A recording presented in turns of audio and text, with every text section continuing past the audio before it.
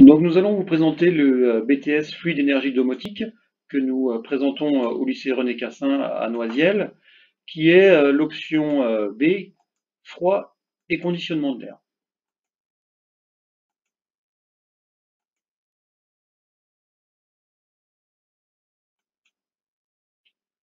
L'objectif de la formation en BTS est une formation d'un technicien supérieur qui dure 2 ans après le baccalauréat et qui forme à des techniciens supérieurs en bureau d'études et de mise en service.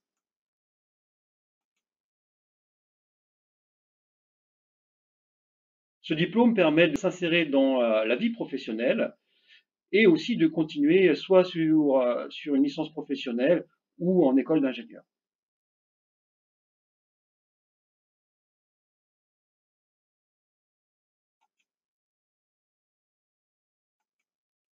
Il y a dans le BTS Fluide Énergie Domotique 3 options. L'option A est plutôt basée sur la climatisation.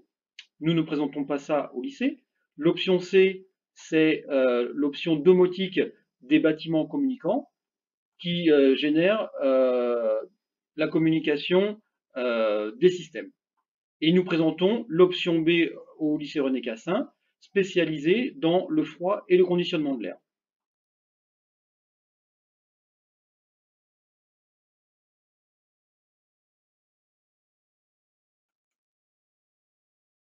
Au niveau des métiers, nous pouvons voir que les étudiants qui sortent du BTS ne rencontrent pas de difficultés à trouver du travail, notamment avec aussi un salaire relativement satisfaisant.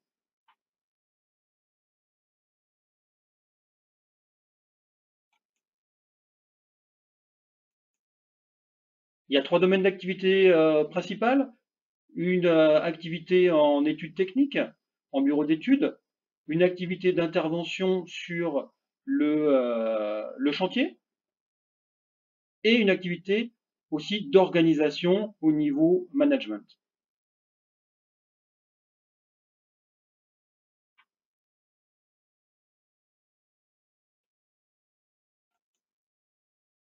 Pour entrer dans notre BTS, il faut bien sûr s'inscrire sur la plateforme Parcoursup à l'issue d'un baccalauréat. On peut venir d'un baccalauréat dit général, comme un bac scientifique, un bac technique ou un bac professionnel, plus particulièrement un bac TFCA, technicien froid et conditionnement de l'air. Bien sûr, nous accueillons également je dirais, des étudiants qui ont pu avoir une autre expérience précédente à l'IUT ou à la fac et qui veulent se réorienter dans notre filière.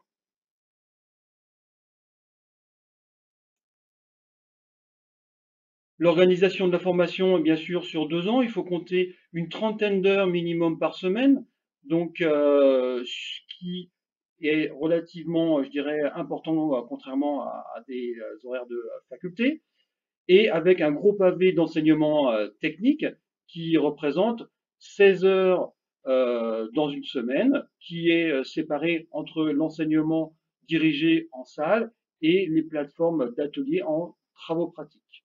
Il y a également de la communication.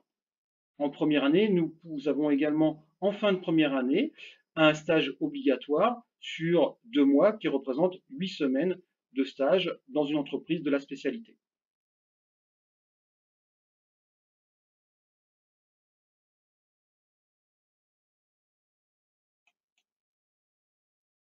Nous pouvons voir qu'au niveau de l'examen, il y a des contrôles en cours de formation. Il y a bien sûr, je dirais, des épreuves finales, mais nous pouvons voir que c'est en contrôle continu, dit contrôle en cours de formation, qui valide également une partie des épreuves, notamment une sous-épreuve de physique-chimie, l'épreuve de mathématiques, l'épreuve d'anglais. En enseignement technique, il y a également un contrôle en cours de formation sur les travaux pratiques, c'est-à-dire sur l'intervention sur les systèmes, et le reste des épreuves sont dites ponctuelles, donc à l'écrit ou à l'oral, suivant les évaluations.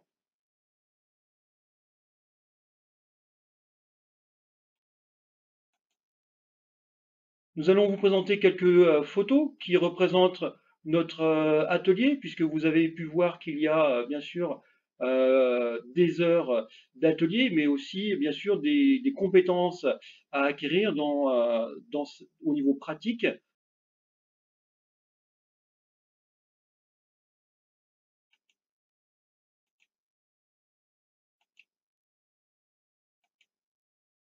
Il y a une grosse partie d'intervention aussi électrique à connaître. Donc, il y a des interventions sur les armoires électriques au niveau des dépannages.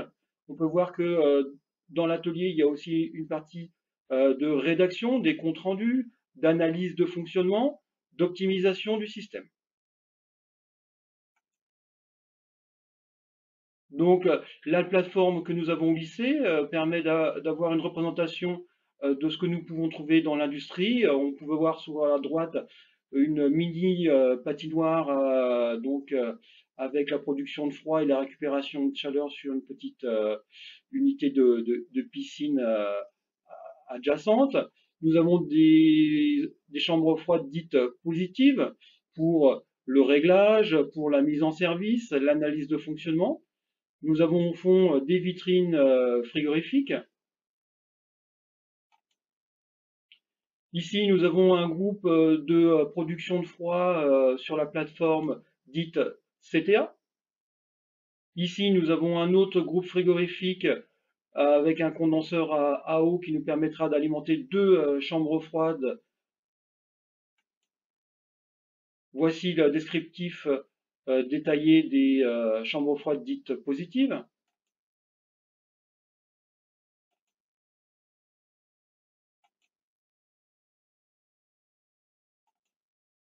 Ici, nous avons une centrale dite supermarché avec trois compresseurs spiro-orbitaux en parallèle. Là, nous avons une centrale dite négative avec un dite tunnel chambre froide basse température. Le lycée René Cassin est un lycée qui comporte aux alentours de 650 élèves. Son accès est facilité grâce au RER à proximité et l'autoroute A4 également.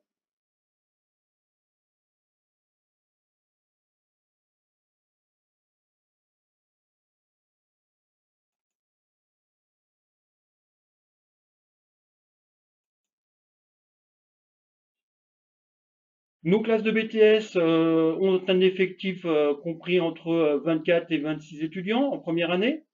Et avec l'érosion de la deuxième année, nous pouvons voir que nous nous retrouvons généralement entre 14 et 24. Donc des effectifs euh, réduits parfois, même en demi-groupe, ce qui nous permet de travailler dans de très bonnes conditions. Au niveau réussite, généralement, les taux de réussite sont compris entre 70 et 80%. Donc l'environnement du lycée dont vous voyez le plan, nous nous trouvons sur la droite en arrivant au lycée avec un secteur atelier et à l'issue les salles de cours où nous pouvons avoir nos ordinateurs et nos planches de travail. En fin de première année, comme je vous l'ai dit, 8 semaines de stage entre mai et juin, qui peut déboucher bien sûr sur un travail éventuellement en juillet si c'est possible.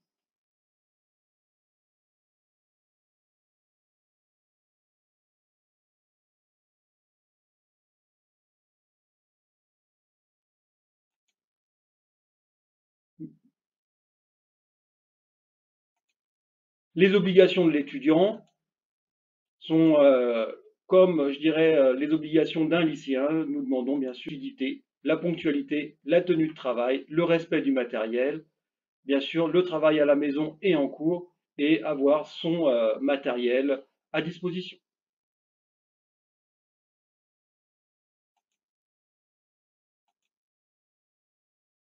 Quelques photos des promos précédentes.